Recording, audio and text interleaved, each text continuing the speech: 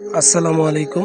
মুসলিম পাড়া প্রবাসীদের সহযোগিতায় আজকে ইফতার মাহফিল সম্পন্ন করা হলো এবং আমরা সেখানে বিভিন্ন কাজে বিভিন্নভাবে সবাই সহযোগিতা করতে থাকি।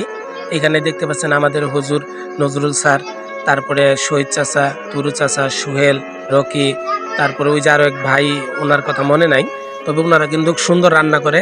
ওনারা আমাদের ইফতার মাহফিলে যোগদান করেছে, আমাদের ইফতার মাহফিলে সুন্দরভাবে রান্না করে দেওয়ার জন্য। ওই যে হুমায়ুন কবির দেখতেছেন, এখানে আমার ছেলে, তারপরে এই যে সেই ঈদুল, আলহামদুলিল্লাহ এটা আমাদের মসজিদের এরিয়া। এবং আরও শুকরিয়া জ্ঞাপন করি সেই প্রবাসীদের জন্য যাদের কারণে জান্নাতি এই খাবারের আয়োজন করার মুহূর্ত আমাদের সৌভাগ্য হয়েছে।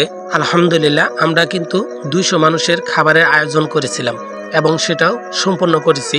তবে যাই বলেন না কেন, আমাদের মুসলিম পাড়ার সমাজে আগের মতো কিন্তু ইফতার মাহফিলে মানুষ পাওয়া যায় না, তাই আমাদের কিছু খাবার বেশি হয় এবং তৎক্ষণাৎ ইফতারের পরে যে যার প্রতিবেশীর বাড়িতে সেগুলো খাবার পৌঁছে দিই এবং ইফতারের আগ মুহূর্তে প্রবাসীদের জন্য দোয়া মাহফিল করা হয়।